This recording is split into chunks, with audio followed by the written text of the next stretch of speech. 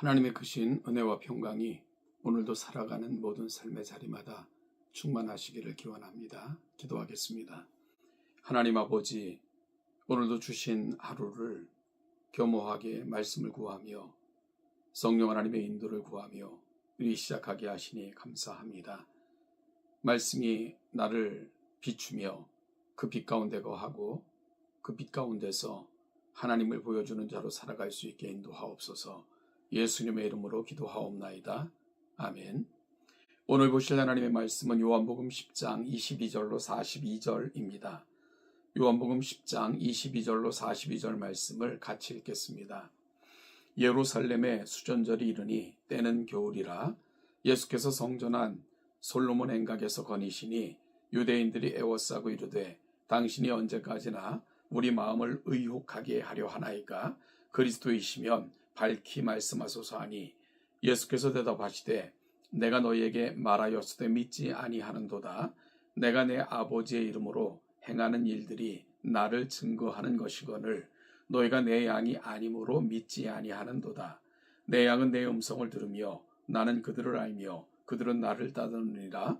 내가 그들에게 영생을 주노니 영원히 멸망하지 아니할 것이요 또 그들을 내 손에서 빼앗을 자가 없느니라. 그들을 주신 내 아버지는 만물보다 크심에 아무도 아버지 손에서 빼앗을 수 없느니라. 나와 아버지는 하나이니라 하신대 유대인들이 다시 돌을 들어 치려하거늘 예수께서 대답하시되 내가 아버지로 말미암아 여러 가지 선한 일로 너희에게 보였거늘 그 중에 어떤 일로 나를 돌로 치려 하느냐? 유대인들이 대답하되 선한 일로 말미암아 우리가 너를 돌로 치려는 것이 아니라 신성모독으로 인함이니 내가 사람이 되어 자칭 하나님이라 함이로라. 예수께서 이르시되 너희 율법에 기록된 바 내가 너희를 신이라 하였노라 하지 아니하였느냐? 성경은 패하지 못하나니 하나님의 말씀을 받은 사람들을 신이라 하셨거늘 하물며 아버지께서 거룩하게 하사 세상에 보내신 자가 나는 하나님의 아들이라 하는 것으로 너희가 어찌 신성모독이라 하느냐? 만일 내가 내 아버지의 일을 행하지 아니하거든 나를 믿지 말려니와 내가 행하거든 나를 믿지 아니할지라도 그 일은 믿으라. 그러면 너희가 아버지께서 내 안에 계시고 내가 아버지 안에 있음을 깨달아 알리라 하시니 그들이 다시 예수를 잡고자 하였으나 그 손에서 벗어나 나가시니라.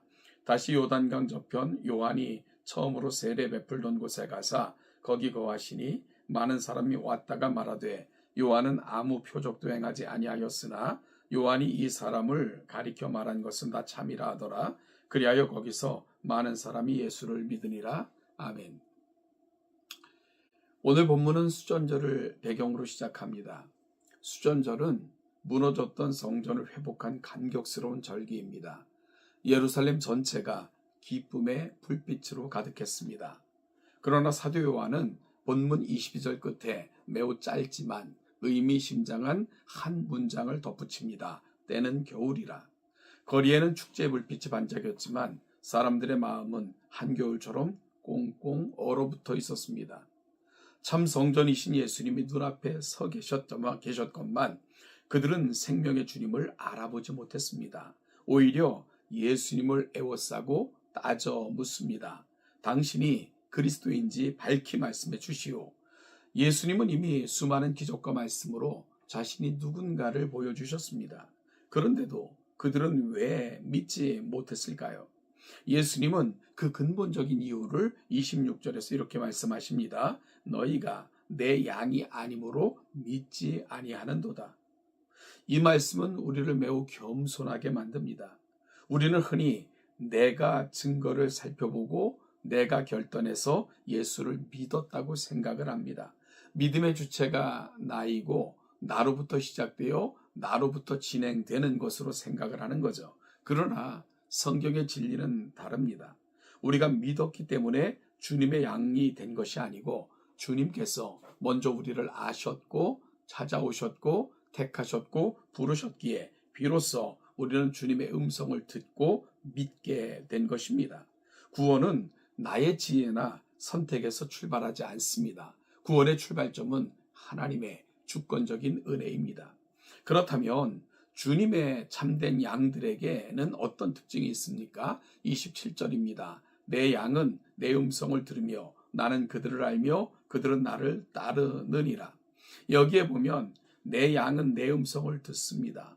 그리고 또한 그들은 양들은 목자를 압니다. 그러므로 인하여 그 목자를 따르게 되는 거죠. 이것이 바로 주님과 양과의 관계다라고 설명하고 있는 겁니다. 양은 시력이 매우 약한, 매우 나쁜 그런 동물로 알려져 있습니다. 눈앞에 낭떠러지가 있어도 잘 보지 못합니다. 방어할 무기도 없고요. 날카로운 이빨도 없습니다. 양이 생존할 수 있는 유일한 길은 오직 하나입니다. 바로 목자의 음성을 분별하고 그들을 바짝 따라가는 것입니다. 성도 여러분, 우리는 오늘 누구의 음성을 듣고 삽니까? 우리는 어떤 소리에 귀를 기울이고 살아갑니까? 세상은 끊임없이 불안과 두려움의 소리를 쏟아냅니다.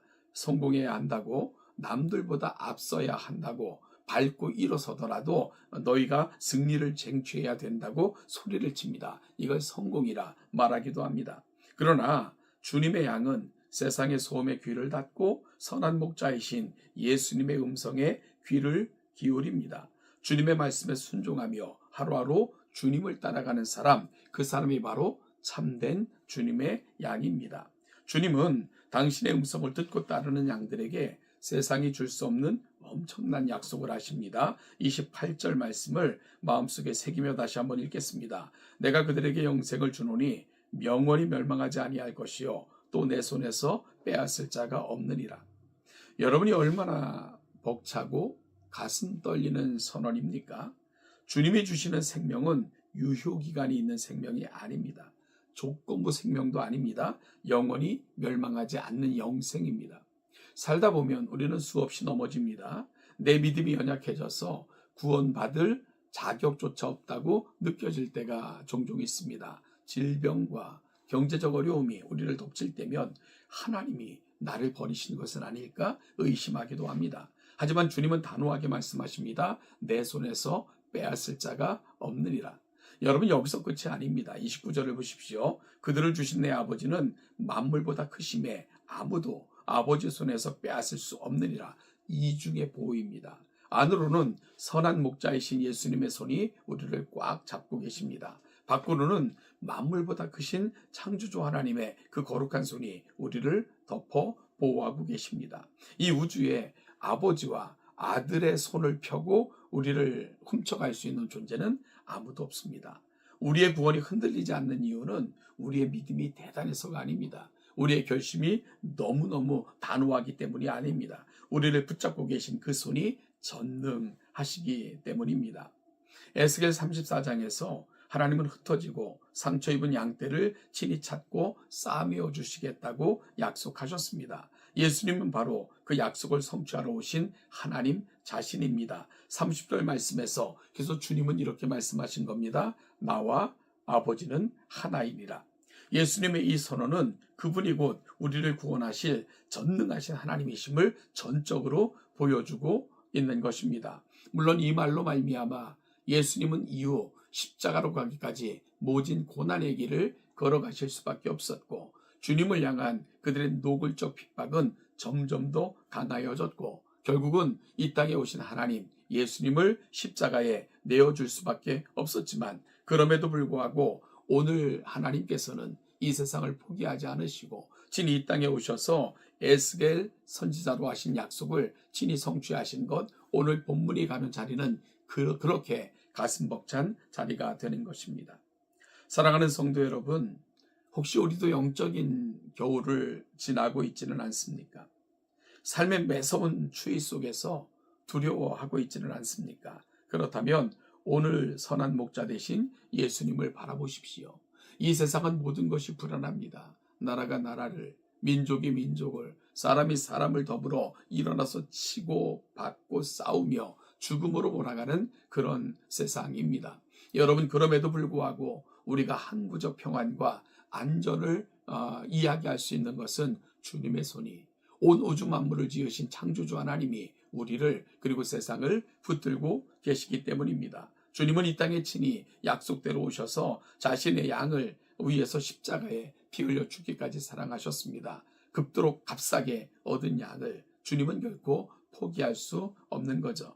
오늘도 묵묵히 성경을 펴서 목자의 음성을 듣는 저와 여러분들이 되시기를 바랍니다. 오늘도 주신 이 말씀을 붙들고 우리 삶의 항구적 이유, 우리 삶의 항구적 평안은 바로 우리 주님 그리고 하나님께 있음을 굳게 믿으시고 힘있게 우리 주님을 하나님을 의지하며 믿음에서 승리하는 우리 모두가 될 수 있기를 주님의 이름으로 축복합니다.